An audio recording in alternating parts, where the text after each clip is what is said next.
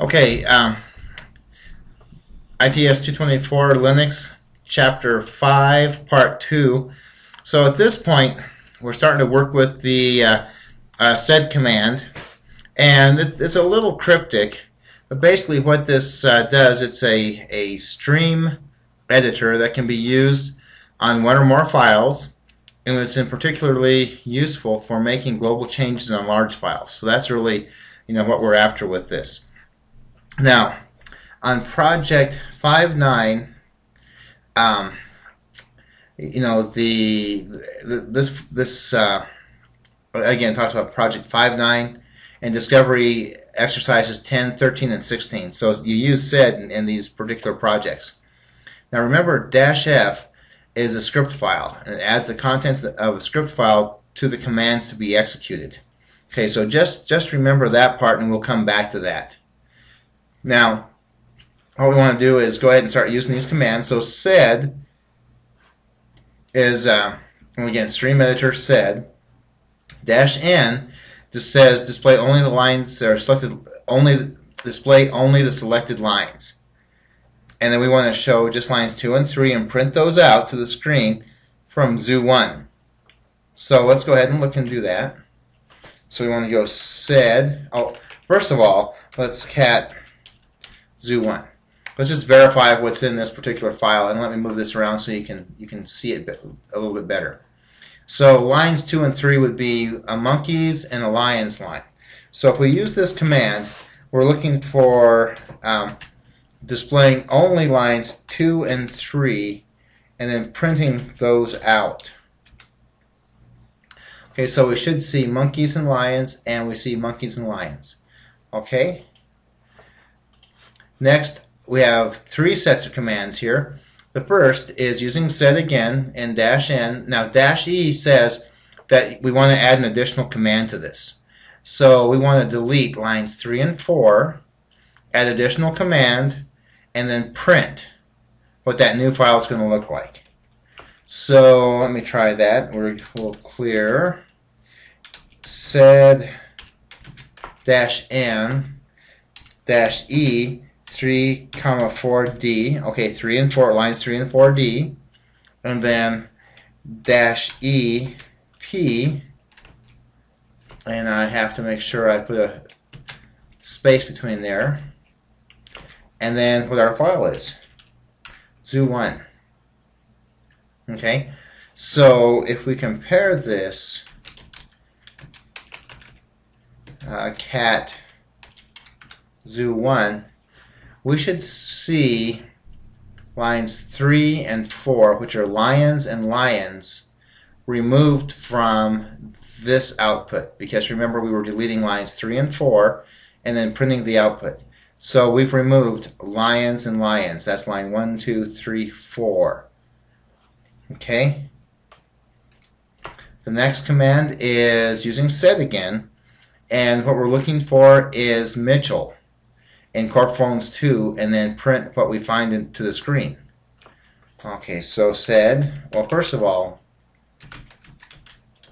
Corp Phones 2. Now this is a file format that has a space. It's a columnar sort of file format, in that there's a space between the fields. Okay, not a CSV file, but a space between the fields. So we see the second line is Mitchell, Barbara, and so on and so on. Now what we're looking to do is to display any lines with Mitchell in it and print it out to the screen with a P from Corp Phones 2. So let's sed -n, because that's what we want to see that output. Mitchell. Now it has to be it has to be in the appropriate case. And looking back at that syntax, P, and then where is it coming from? Corp Phones 2. Okay, so as we can see, it only displays what meets the search criteria, Mitchell, and here's Mitchell. Okay, the next piece is, the next command is replacing um, tigers with lions and from zoo 1. So if we cat zoo 1, we can see lions and lions. We're going to replace that with tigers. So if we sed -n and search for lions, and remember case is important, and replace it with tigers, and then print the output from the particular file. Okay, and then we can see that tigers and tigers replaced lions and lions. Okay, now the next is again using sed, and what we're now doing is adding a script file. So project 5.9 is using a script to add information to a file. So let's take a look at these files. We have more companies and companies.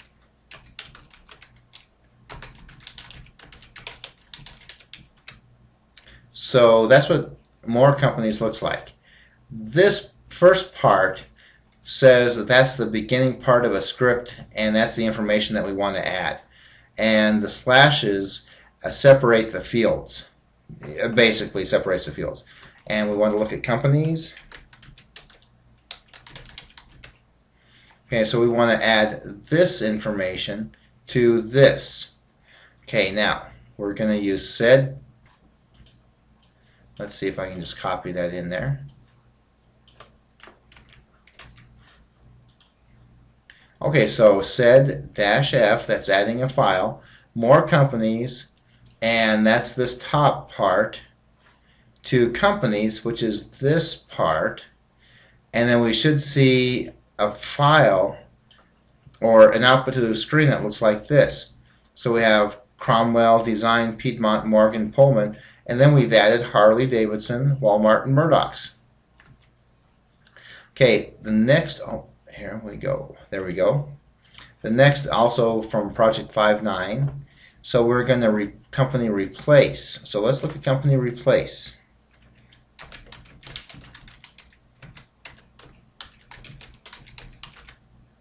Okay, so we're going to replace Morgan with Target. Okay, so we can see that a little bit better. We're going to replace Morgan with Target. Okay, so that should be changed. Now, using this particular script, we want to sed-f. Now, the company with the replacement or the script file in it, and then the text file.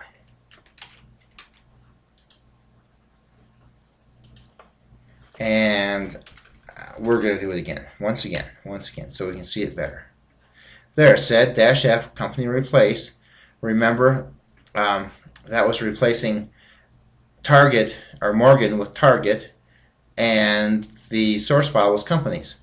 So we have Cromwell, Design, Piedmont, Target, and Pullman. So it actually replaced that. Now remember, at any point in time, you can go ahead and write the new file using the redirector. Okay, the next piece is translating characters with the tr command. Now, for instance, we want to translate a little e and change it to a big E, and then feed zoo 1 into it. And so that's what we're going to change are those characters within zoo 1. And I'll grab this. Okay, so let's try again. There we go. Translate and change the little e's into a large e's, and then feed that and do that in the zoo 1 file. So we have monkeys, anything with an E in it has been changed to uppercase. Okay, next, using the print command to output format. Now this is a little strange, but we'll go ahead and try this. So we're going to use that very same command. So PR is print, -H means the header format, lets you customize your header lines. This is going to be the header, and then we're going to print out the header and then the zoo file. So if we print that in there, now this is what happens on mine. Let me scroll back up. So PR-H, and then whatever the header is that you want within quotes, and then whatever file is to be appended at the end. So you have the header information, the date and time, what the header is, and then page 1, and then just displays, you know, your particular file at the end of that, zoo1. Okay, and then next, last but not least, what we have is a script that we're going to run. And you run scripts by type, and you run scripts in an interpreted version or format by typing sh space and then the script name. So you're calling the interpreter to run the script by typing sh. Now, what we're looking at is a script called Practivity. So let's go look at this stuff. Okay, cat, if I can spell it, Practivity. Okay, so this is what the text has you go and build. You're cutting from field 4 out of project, or I should say this. You're cutting information from field 4 out of project, you're sorting it, and then you're printing it out in a certain way, and you're running that input into a file called pnum. That's a temporary file. And then you're cutting and you're using the delimiter, -D, the delimiter is a colon, fields 1 through 4 are the programmer, and then you're going to sort that and then run that into PNN. And then you're going to join these files into something called packtrep and then print the report. Okay, and so this syntax is important. If you can't get it right, make sure you look, when you look at this video, make sure you notice the spacing, and where there aren't spaces. Okay, so let's look at project and programmer. So we will cat project. Let's see what that file looks like. Okay, that has all of this information in it, and we're going to grab field 4. So 1, 2, 3, 4. That's a 110, 103, and so on. Now cat programmer. Okay, this is all the information within programmer. 101, that's field 1, field 2, field 3, field 4. Okay, so now, once again, let's go to cat Practivity. When we run this, and you'll be editing this in VI, we should do all of these things and then print something out. So let's try that. Again, we want to run that particular script with all those commands in it by using the sh command, and that of course is calling the interpreter to run the script. So sh Practivity, and that's what we end up with. Programmer activity status report, program number, name, projects, and all the list of the projects. Okay, so that covers that. Now quickly at the end, these are the commands, or a summary of the commands that we've used in this particular chapter. Com, diff, grep, PRs, print.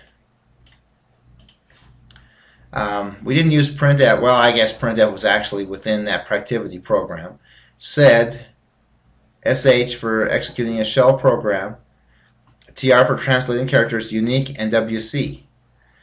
And at the very end of the PowerPoint, there are some of the commands that we've used within this particular section. So you won't be able to cut and paste from the video, but you can load the PowerPoint with these particular commands, and you should be good to go. So that covers and that completes Chapter 5. So thank you very much.